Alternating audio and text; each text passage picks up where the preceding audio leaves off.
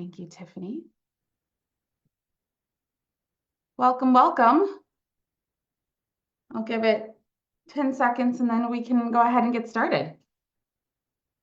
I do see people still trickling in.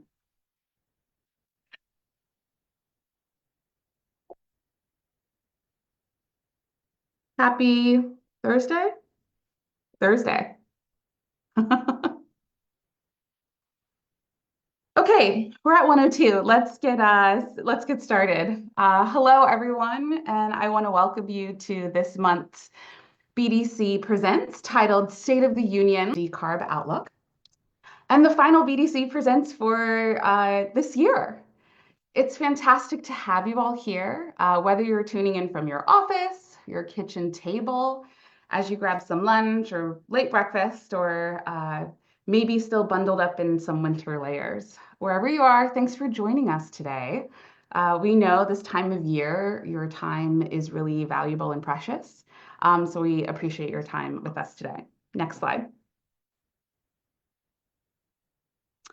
Before we dive into today's program, and for those who might be new to joining us today, let's take a moment to talk about who we are and why we're here.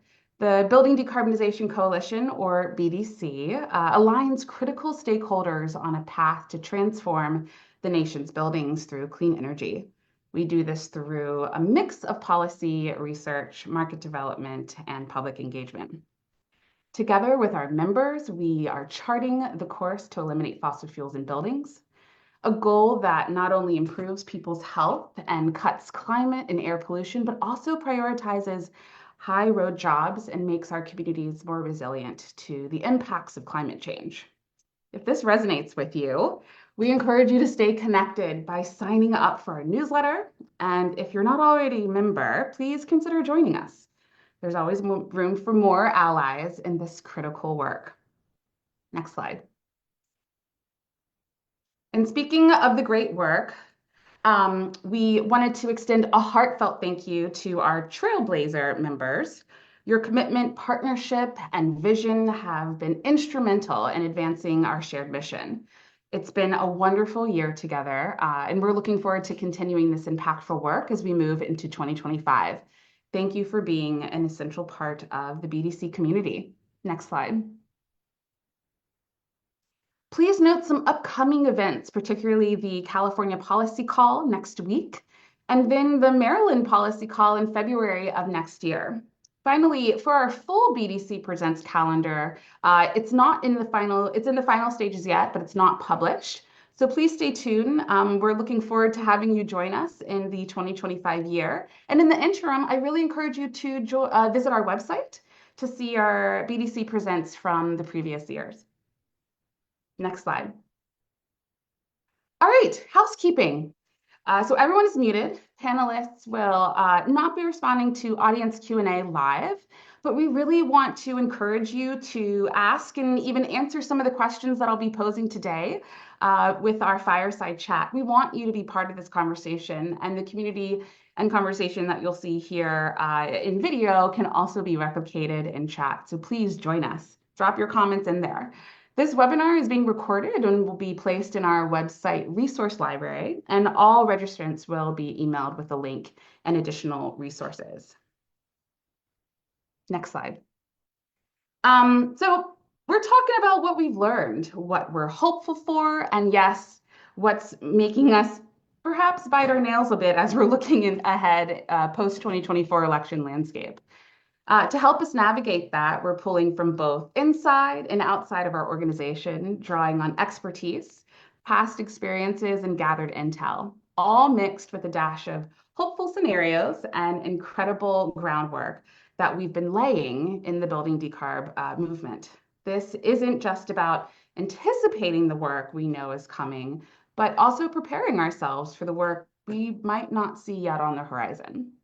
So with our panelists today, we'll kick things off with 3 short presentations, and then we actually highlighting even our very own trends and priorities that we see here at the Building Decarbonization Coalition. And then we'll transfer over to our electric fireside chat. So Kristin George Bagdanov is our BDC Senior Manager of Policy Research, and she will be getting us started with an overview of the 2024 trends, what stood out, what surprised us, and what's worth carrying forward. She's promised to keep this short, I promise you guys. And then next, we'll have Skip Wiltshire-Gordon will take us into the federal territory, spotlighting the money that's been moving out the door and what we're anticipating could shift next year.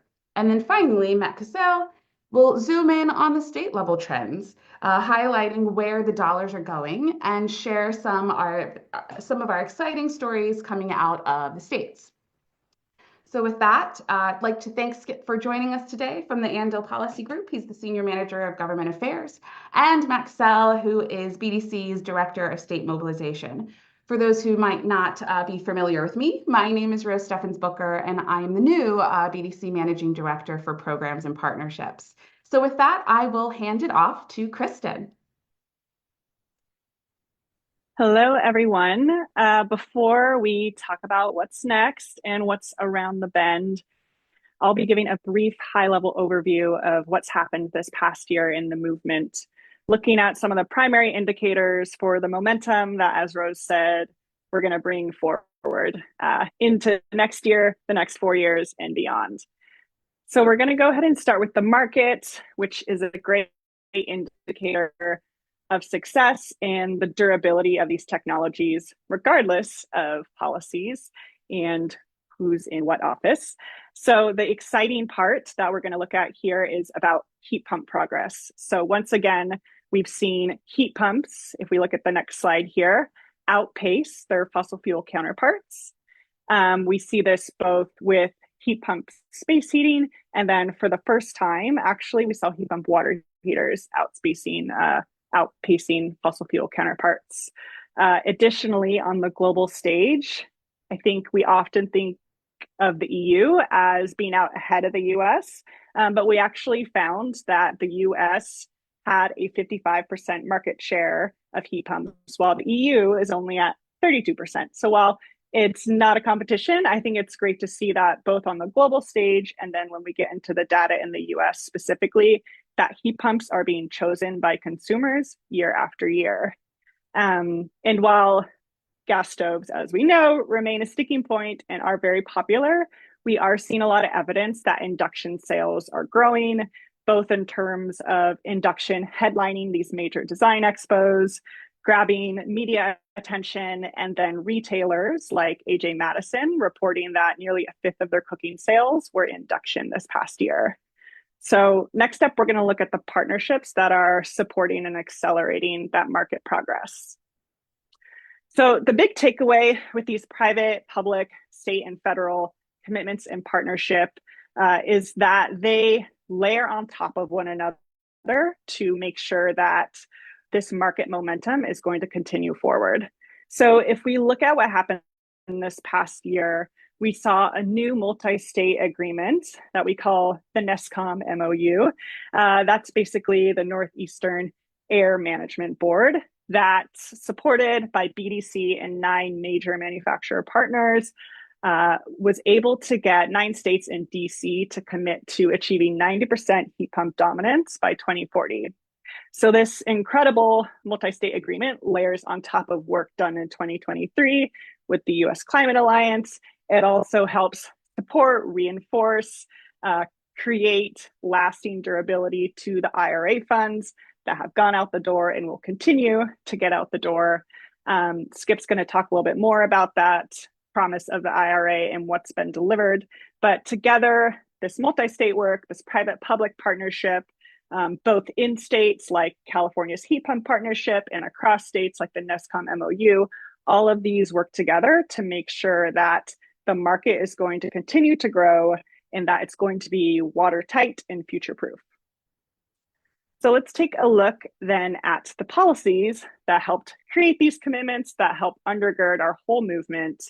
Once again, we saw a lot of activity in the building decarb space across legislatures. So this year we had 15 states and DC passed 35 laws that are going to make our air, our homes, our energy cleaner and healthier. These state level policies include these unique topics that we're starting to see emerge, especially in the past year, things like reforming a utility's obligation to serve gas, allowing them to substitute it with clean electricity, thermal energy. We also saw a lot of bills introduced that were concerned with the misalignment of climate goals and how the gas system was growing and seeking to kind of tweak what the status quo was there. Another exciting trend is neighborhood scale, which helps us to scale up the house by house approach to decarbonization. And so making sure that utilities, communities, local governments can have the power and the resources to create, develop, and operate these at scale projects for decarbonization.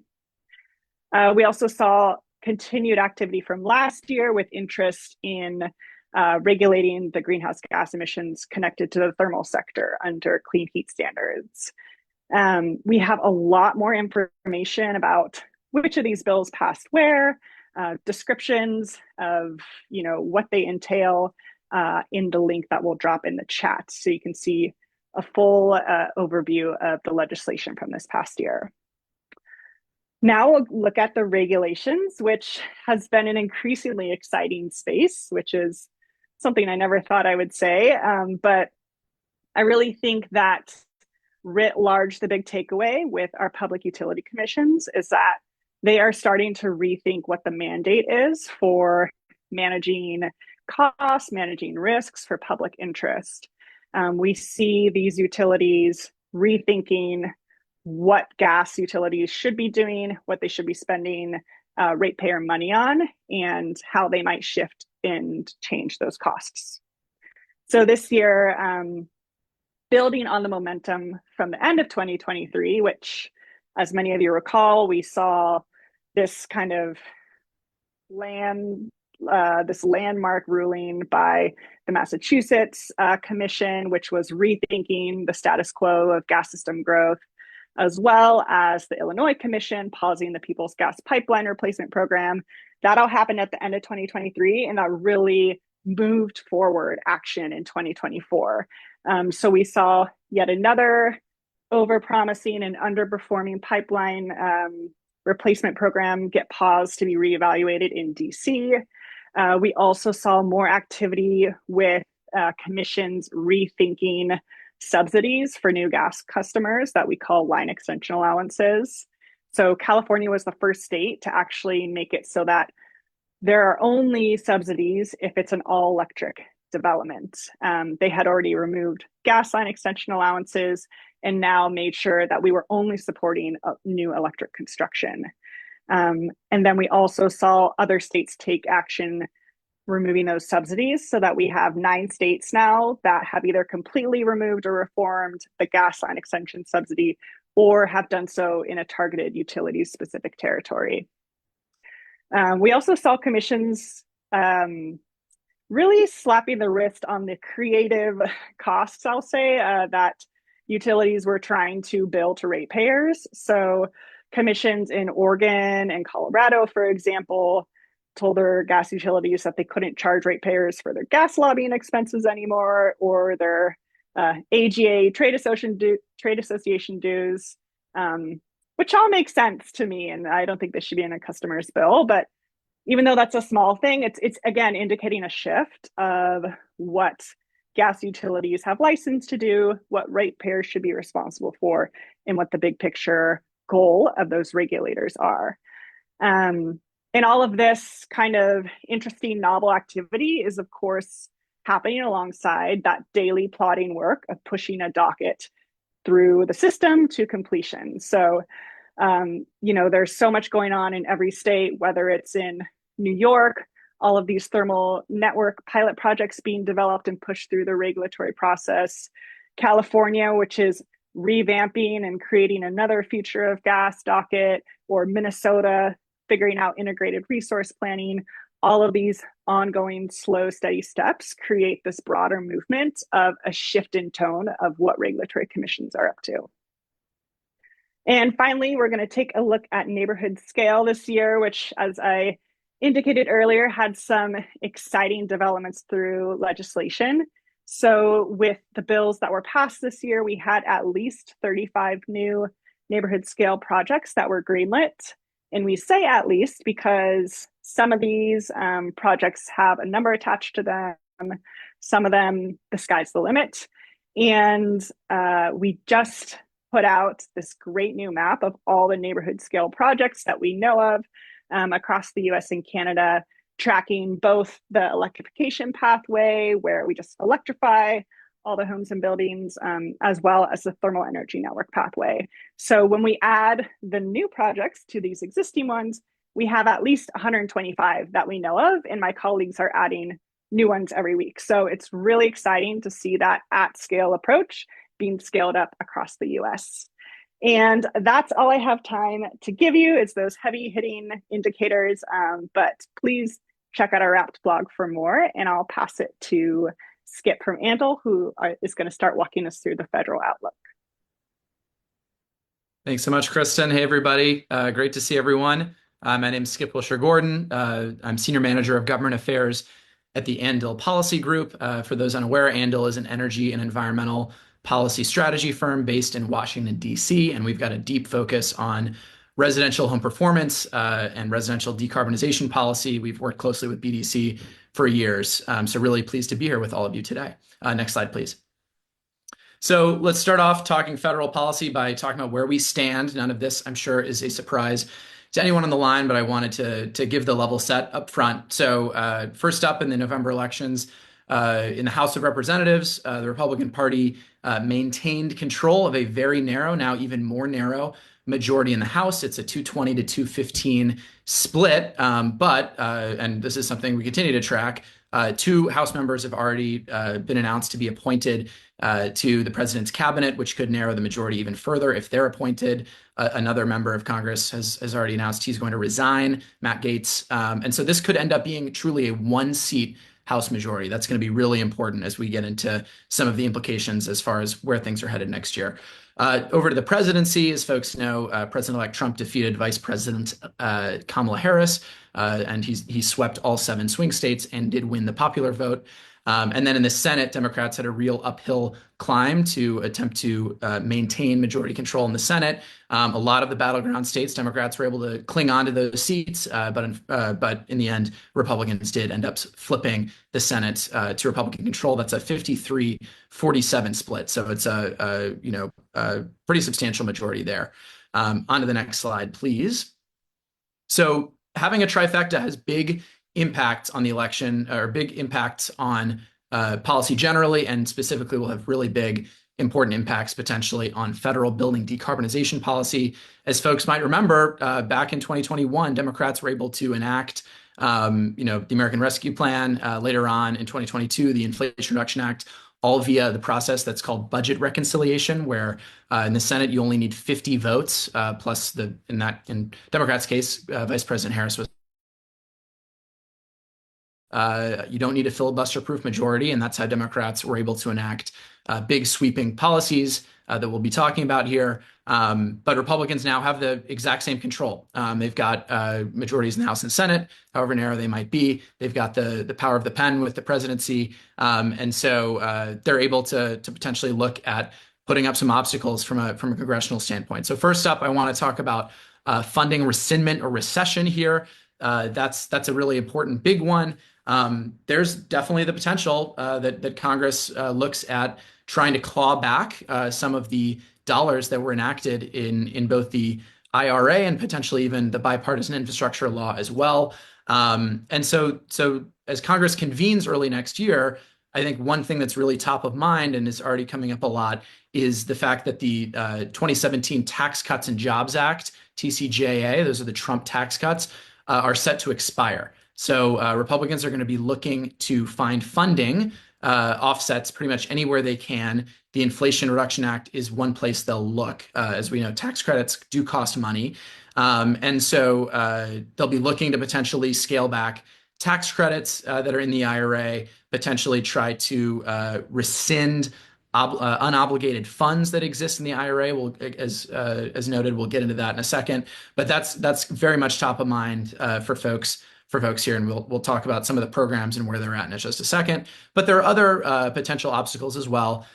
Program requirements, right? Things that are not laid out in statute in the Inflation Reduction Act are potentially subject to changing requirements. So that could take the form of, more streamlined requirements, fewer requirements if the administration chooses to go that direction. But it could also take the form of more onerous requirements to potentially limit uptake, depending on which specific, tax credit or program we're talking about. The executive branch has a wide latitude on a whole host of programs and setting requirements because Democrats passed the IRA via budget reconciliation, which fundamentally was a much more kind of stripped down budgetary process. It did not include a lot of the directional language that's essentially been given over to the executive branch to set. The Biden administration has been setting all of that, and now the Trump administration coming in will have the power, if it's not in statute, to potentially adjust that.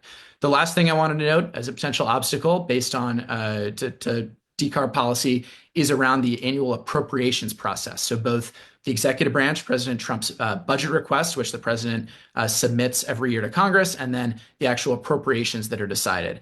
Annual funding is super important when it comes to decarb policy. Key offices within the Department of Energy, within EPA, talking about Energy Star, other offices across the board. It's up to Congress. Congress has the power of the purse to set that, not the president, but the president does have to sign it. And so there are really important potential implications if Congress does look to cut annual funding on a range of policies. So that's a little summary of some of the obstacles, a brief summary of the obstacles that we're seeing for federal building decarb policy, but there are also a number of opportunities as well. So first up, policymaker education, right? There are a lot of new members of Congress that need to learn about building decarbonization, the value of energy efficiency, the importance specific to jobs and job creation. There's a recent report out from E2 showing that at least in the under IRA funds, nearly 60% of the announced projects have come to Republican districts and supported jobs in Republican districts. That's going to be a key piece of policymaker education. Energy affordability, also incredibly important to lower utility bills for folks, provide optionality via rebates, which are completely optional, as well as tax credits to lower folks' tax bills at the end of the year via incentives if folks have sufficient tax liability, and also highlight, frankly, a lot of what Kristin just mentioned, the momentum that really exists both at the state level and at the market level, that even if the federal government changes direction on some pieces here, that there still is a substantial, really important and exciting momentum for building decarbonization generally. So let's go to the next slide, please. So we'll dive in briefly here just on a couple of the key building decarbonization programs contained in the IRA. There are, of course, the two home energy rebate programs, $8.8 billion. There's also the contractor training grants. That's called the TREC program, $200 million. The 25C tax credit, which is a tax credit, as folks know, that got expanded in the IRA to go from being a $500 lifetime credit, 30% up to $500 or 10% up to $500, to now be 30% up to $3,200 annually. So it's available every year and now includes heat pumps and heat pump water heaters. And so the 25C tax credit, super important and has seen really significant uptake thus far. We'll talk about that in a sec. And then, of course, the Greenhouse Gas Reduction Fund, a really massive transformative investment as well. So these are all the programs, some of the key programs on building decarbonization. If we go to the next slide, we can take a look at the status of all of these programs. So as Kristin mentioned, 6.6 billion of the 8.8 billion states have now applied for, which is really important. States need to apply and be approved for the rebate program funding if they want to, if that funding can get obligated. So then once it's obligated, then it would be protected from potential rescission. We've heard that from Republican lawmakers even have conceded that if funding is obligated, they wouldn't necessarily go after that. The TREC program, states have applied for $150 million under the formula part of that. And so DOE is working to approve all of those programs before the beginning of next year, before January 20th. And then the 25C tax credit, as noted, saw really exciting uptake in the 2023 year. IRS actually put out data to show us what the uptake was. Over 2.3 million Americans filed and received tax credits, an average of $882, I think it was, for the 25C tax credit. So heat pumps, heat pump water heaters, building envelope improvements, all of that contained within 25C. That was more than what was estimated for 2023. So clearly, as Kristin's already noted, the market is really moving on building decarbonization and energy efficiency. And so it was really exciting to see that uptake. 2024, similarly, folks applying for the 25C tax credit as well. And then lastly, the Greenhouse Gas Reduction Fund. By law, by statute, the Greenhouse Gas Reduction Fund, all of the money needed to get out the door by September 30th. So EPA does have contracts with all of the awardees across the 3 programs, sub-programs that exist for GGRF. Let's go on to the next slide, please. So last up, we'll talk about here the current status of the rebate programs. As noted, 38 states plus DC have applied for full funding from DOE to launch programs. And as Kristin noted earlier, 51 states total have actually applied for some form of funding, either full funding or the early administrative dollars that DOE made available.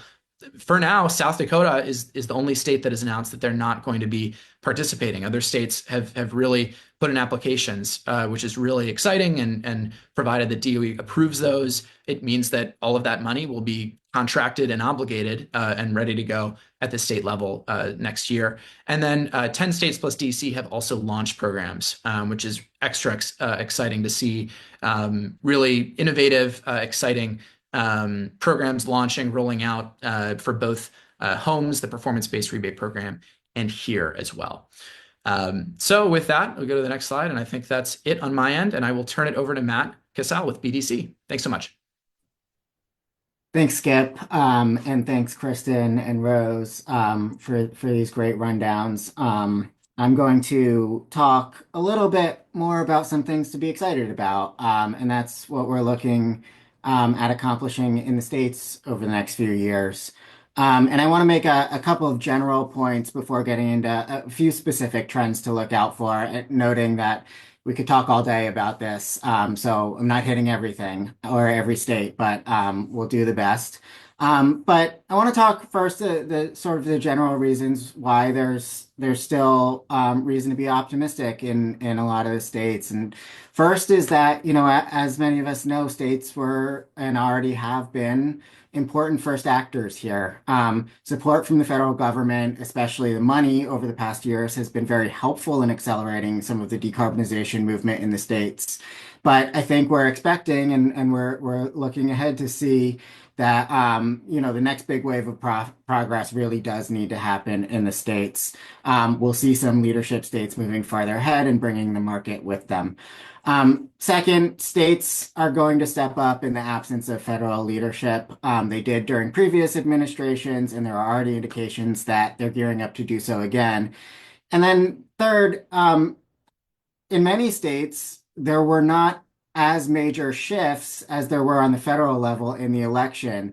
And I won't go into all of them, but for you looking at Pennsylvania just as one example, while the federal election results look different than they did in 2020, the Pennsylvania House of Representatives, which every seat was up for election this year, looks the same as it did. And Democrats maintain the same majority they had for the last few years. So none of this is to say that there won't be challenges, but there were always going to be challenges. We all know that. States will have to protect progress. It's already been made. Work within a challenging political atmosphere where affordability and keeping down consumer costs is key. But as a movement, I think we're up for these challenges. So now getting into a couple of specific trends we're looking at.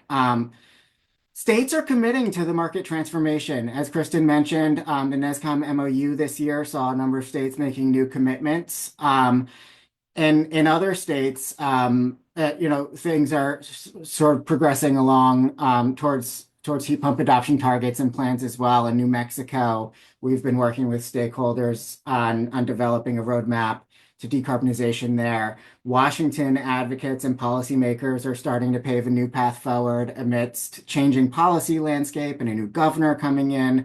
We're expecting to see some more of these states really diving in and making these commitments towards heat pump adoption and building specific emissions reductions that'll help drive demand and continue to shift the market. And then in particular, two states, Maryland and California both at the state level and the air district level, are already working towards regulations, zero emission standards, right? Heating standards regulations, right? Standards that would require that the heating equipment that's sold be zero emission equipment by a certain date. We're expecting to see movement in both of these states in 2025, moving forward on this. And these could be really important and big market driving policies and also leadership policies that, if done well and implemented well, a lot of other states are watching these places. So these leadership states are really setting the tone. Um, and in California, and this is a note on some of the complementary things we need to do. In support of its heat pump adoption and policy goals, we work with the state to launch the California Heat Pump Partnership that brings together state agencies, utilities, manufacturers, and other market actors to develop the blueprint for meeting these goals. Next slide, please. Okay, as Kristin noted, thermal neighborhood scale decarbonization and thermal energy networks provide a significant opportunities for states to move forward. We expect to see a lot of movement here. We're really excited about this in a lot of states. BDC and the Upgrade New York collaboration in New York passed the Utility Thermal Energy Network and Jobs Act back in 2022, and since then has been working with the state to implement it. This year, the Department of Public Service advanced 10 pilot projects. BDC is playing an active role in supporting these. And what's exciting about New York is sort of the diversity of the kinds of pilot projects that are popping up. Borehole projects, waste heat transfer, sewer heat recovery. I think a lot of states are looking at these for, again, it's a potential tone setting opportunity. And then, we're seeing this movement in other states as well. Colorado, Washington are looking at community-driven pilots for neighborhood scale. Minnesota is starting to see projects move up. Illinois and Minnesota both working through future of gas proceedings where these conversations are happening. And then in California, the Public Utilities Commission is beginning the process of implementing a bill passed last year to authorize 30 neighborhood scale decarbonization projects across the state. So that's all to say, what you're going to see in the next few years is a whole lot more of these projects helping us learn more, helping us scale up, and helping us achieve more of our decarbonization goals. Next slide, please. Okay, finally, I don't think that it's any secret that cost of living is and will continue to be a major issue in the years to come. So I think we're expecting to see that the states that are leading on building decarbonization are going to be digging into this issue to ensure that the transition is affordable, accessible, and equitable. So we're already seeing this addressed in a number of different ways. On upfront costs, Skip talked about the Inflation Reduction Act and the tax credits and the rebates that have really helped us move this conversation forward.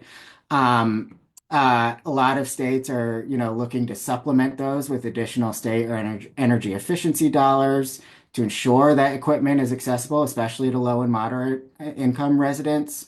New York State, which I think we know was the first state to go live with IRA rebates, is now advocates there, including BDC, are now working towards ensuring that New York's $5 billion portfolio of energy efficiency and building electrification dollars in its incentive program invests 50% of its overall budget in programs for low and moderate income households, making it easier for people to utilize these credits and make better, be able to make those choices that better incorporates health and climate into our decisions. California has already started to pave the way towards new clean energy financing programs that are going to help low and moderate income Californians. Other states are looking at doing that as well. New Jersey's got a green bank. There are opportunities there. Colorado advocates are starting to look at potential policies for to enable low-cost on-bill financing. And then finally, a number of states are also ramping up efforts to prepare the workforce for the transition, which can also help bring down costs. Just as an example, in Colorado, we're working with a number of partners to bring new heat pump training opportunities, make them available for contractors and labor unions. The New England states are working together to implement a federally funded heat pump accelerator program that'll focus on education and midstream incentives to prepare the workforce and bring down the cost of heat pump installations. But then, of course, I think we'll also start to see states do more to tackle operating costs over the next few years as electricity becomes more expensive. It's important that we're addressing it from both ends there. So rate reform is becoming a really popular conversation target. The Department of Public Utilities in Massachusetts is requiring some utilities to provide discounted winter heat pump rates. That's an interesting idea. Other states are looking at programs to address whole home readiness for electrification, including weatherization and other hazard mitigation. There's a really great program in Pennsylvania on whole home repair and readiness. Unfortunately, that hasn't been funded for the past year or so. And one of the things we're looking to do, and a lot of others are looking to do, is get that funded again in Pennsylvania and use that as a model moving forward. We're going to have to be creative, but as we accelerate this transition, we need to ensure that decarbonization, quality of life, affordability really do go hand in hand. Thank you. Wow, you guys are amazing, first of all, and thank you so much for providing that really, really great overview on some of the highlights that we're really looking forward to and some to watch out for the 2025 year. All right, great. Everyone's on camera. And so now we're going to kind of transition into a little bit more of a fireside chat feel, let's hope. If we were in person, you guys would kind of see us all on the stage with these like velour type chairs, and we'd all get comfy, and it'd be like this nice, like really visual. And so we'll stay in our boxes, but everyone just like kind of come together in this like imagination, like comfy conversation setting. Okay, so record-breaking heat pump sales to bold state policies and groundbreaking neighborhood decarbonization projects. And so it's clear that challenges lie ahead as we prepare for a new political landscape and the fight to sustain our momentum. So before we dive into any more conversations around like the nitty-gritty, how are y'all feeling about this? That's a really loaded question asking about feelings. But I'll just say, like, me feel hopeful is that this is a movement and not a moment. And, the success of our work, which is not linear, doesn't depend on any one person, one policy, one administration. And so that's just what I'm taking forward into this next year, is that we're always in motion, even if the hill is a little bit steeper than we expected. We're going to keep moving if we go together. Yeah, that's well said, Kristin. I feel similarly. I see challenges on the horizon, but I feel up for the challenges. I feel we're up for the challenges, and I feel excited at I think the breadth of opportunities that exist because of the market development over the past few years. I think that states are really beginning to see like this is not just this is not just a future thing to be talking about. Building decarbonization is happening now, and we need to get in and get it right. Totally agree with Matt. Yeah, I think the thing that I find solace in here is that there is such great momentum in terms of jobs numbers, great momentum in terms of sales, the market really speaking out, and folks being clear what they want and their preferences. And now's the time, of course, for states to also step up as well. And so seeing a lot of states appearing to be up to the challenge is really heartening. Yeah, you guys make such great points. I think maybe coming out of early November, I was feeling a little gut punched, truthfully, right? And so taking a beat, taking a moment to just triangulate and figure out what I'm capable of in terms of in this space and in the work that we do and how to keep myself going. And so I heard this phrase like lately, maybe it might not make sense for some, but like continue to focus on being the thermostat and not the thermometer, like setting the temperature of where the ambient, most comfortable places we can work in, and then knowing when to put the temperature up or lower the temperature, as opposed to that reactionary posture. We, as an organization, can be in this offensive thermostat role. And I'm really like honing in on that for the 2025 year and just like North Star, staying focused, you know. Well, okay, next question. 2024 saw heat pump outsell gas furnaces by significant margins, a clear indicator on shifting consumer preferences and the growing momentum for electrification technologies. And yet, the federal landscape is becoming more uncertain. So, how can states leverage this consumer demand and market growth to accelerate adoption while preparing for potential federal policy rollbacks or fights down the line? What states are y'all eyeing for? And sorry, guys, I'm from Virginia, so my Virginian southernness is going to come out sometimes. But what states are you all eyeing for the 25 year?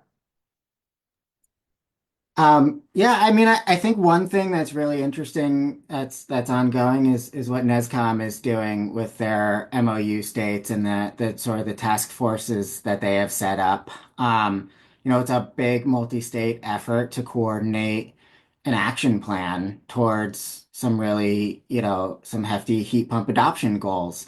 Some of those states in NESCOM, like Maine, for example, have done some of these, have had great upticks in heat pump adoption. Other states are trying to get it started. So seeing the collaboration and seeing them work together, and then, in the case of the New England Heat Pump Partnership, seeing them pool some of this money to build these programs, and focus on the consumer demand is growing. Let's make sure the workforce is ready to address the consumer demand. Let's make sure the market actors are ready to come into our states. Let's make sure we're all talking, all the right people are talking. I think that's really key and, nice to see happening on not just at, a regional level, but not just a regional level, California, Colorado, Oregon all signed the NESCOM MOU. So it's not just the northeastern states, it's really, across the country.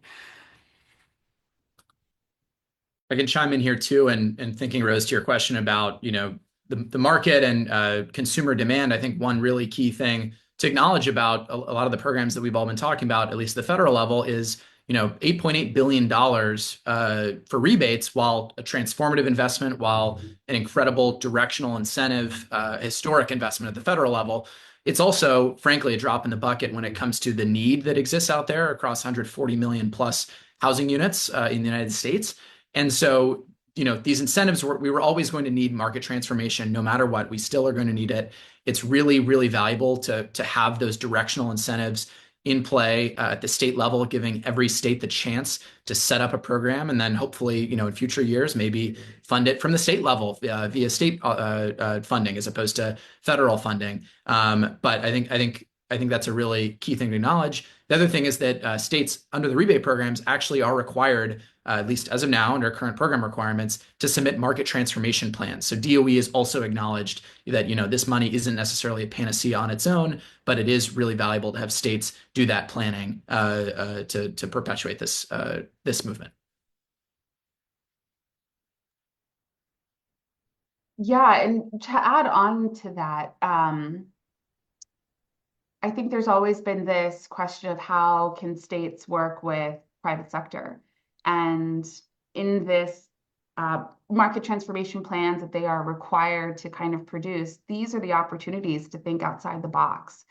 These are the opportunities to tap organizations who do have those types of relationships, who can kind of merge those two stakeholder groups together so that conversations can be had at the onset before program design is even fully built, to make sure that when we're talking about consumer demand and true market transformation, every angle, every opportunity, every consumer group is really thought about in a really meticulous way when we're talking about engagement, empowerment to buy, and education to know what to look for in your sales journey. Other thoughts? No? Okay, I'm going to shift just a bit because some of what Kristin had talked about in terms of thermal energy networks was really exciting. So the rise of thermal energy networks and neighborhood scale decarbonization projects it's been a game changer in 2024 with 125 projects across 34 states. The initiatives highlight the potential for systemic change at the community level. So what happens when we look at neighborhood levels? What are the opportunities for perhaps workers, labor, communities, local governments, and all of the other stakeholders that are and can be involved in this? What makes you most excited about not only the number of projects, but the type of projects that are underway? Yeah, I can speak to this a little bit. I mean, what I love about the neighborhood scale approach is right there in the name, which is that it is community centered and set up to mold and adapt to the uniqueness of every community and every environment. We hear a lot about consumer choice, and this is really about community choice, and what type of clean energy system these communities want, who they want to partner with, who wants to own, a thermal energy network, an exciting opportunity. And while we're obviously seeing best practices and common approaches emerge as these projects roll out, it's also still like a proliferation of diversity within these pathways, whether it's, PG&E electrifying street segments at the end of an old pipe, or whether it's, these thermal energy networks that campuses have been running for years, proving their affordability and durability.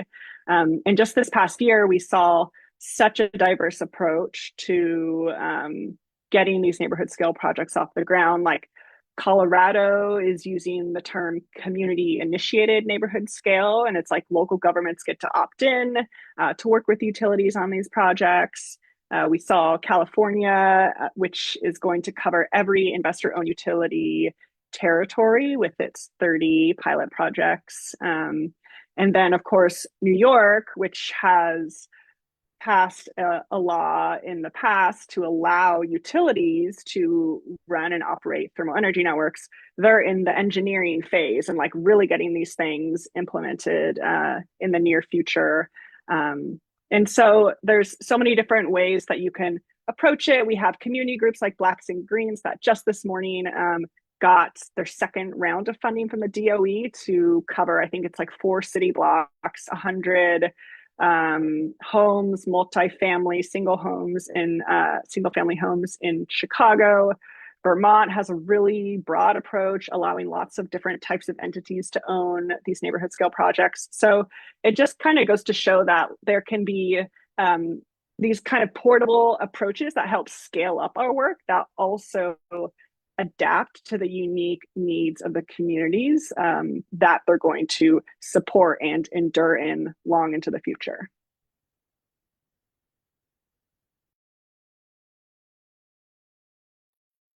Yeah, I think that's all well said. And I would just add that sort of, again, I mentioned before on the, having all the different players talking to each other. This is a real good opportunity to bring all of the different players to the table. I'd point back to the Upgrade New York website that I had before. There's a great example of bringing the utilities, bringing the state, bringing communities, bringing labor to the table. That's happening, Colorado, other states as well. But this is, again, opportunity to address critical decarbonization needs and potentially in a equitable with equity first, right? If we're deciding to do whole neighborhoods at a time, you can think about where are the places that makes the most sense and provides the most benefit. But also is again that sort of like almost paradigm shifting world in which we are, the sort of disparate interests start really coming together.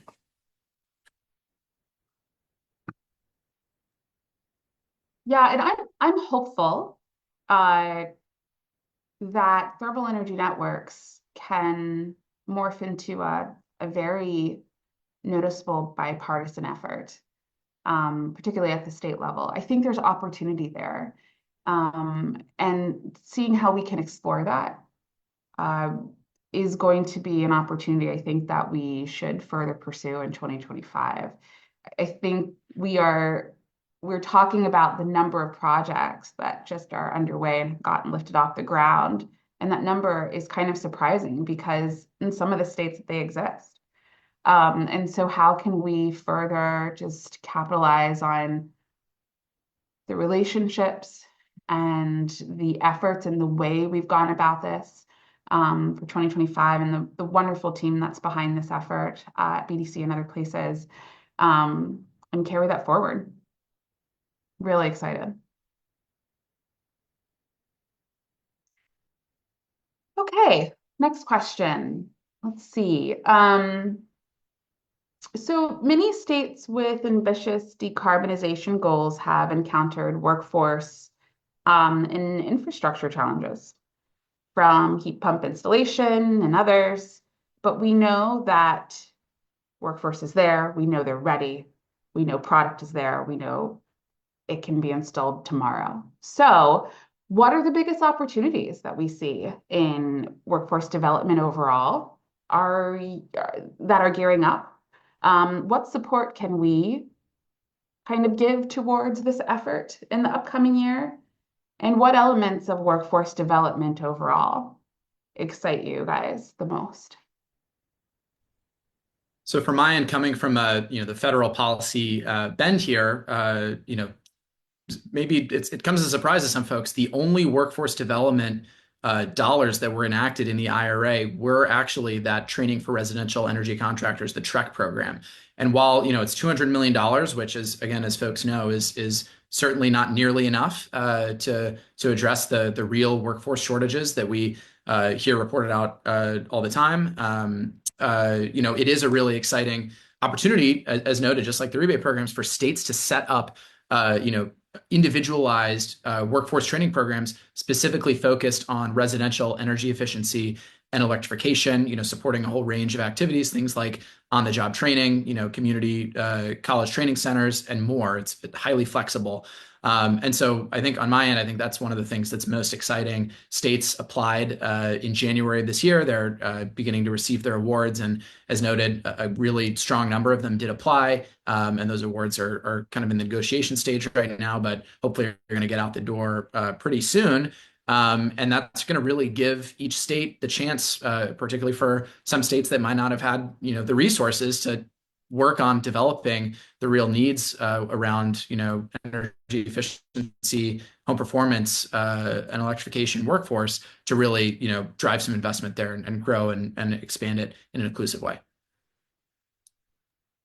Yeah, I think you're square on, Skip, and then kind of seeing that transition to your point and the inclusive and community-based way. I'm looking for these models and these programs and structures that really hit at this place-based approach, particularly because when we're talking about installers, contractors, and independent retailers, representation matters, and being able to walk down your main street in middle America to go to the fifth generation contractor that has, serviced your home for your entire life, and your parents and your grandparents, that's really important. And making sure that the resources, the education, and the tools to be able to carry the workforce all the way through the sale to the installation to the customer experience is really important. And so seeing how not only federal dollars, but state programs and state dollars can help to funnel that inclusivity and that community-based workforce development, I think is going to be really crucial when we're talking about getting to the places that might be the hardest to communicate the best benefits of this of these products.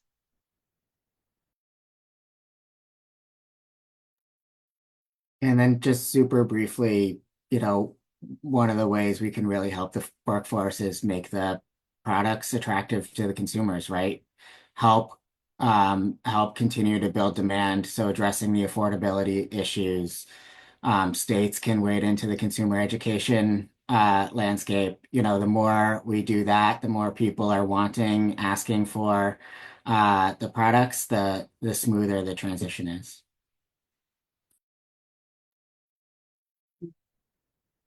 Well, I'm looking at the time. Oh my gosh, we have 2 minutes. I wanted to ask you guys, what are your immediate next steps in terms of making sure that we are sustaining ourselves for this upcoming year, whether it's internally or externally, but we don't have time.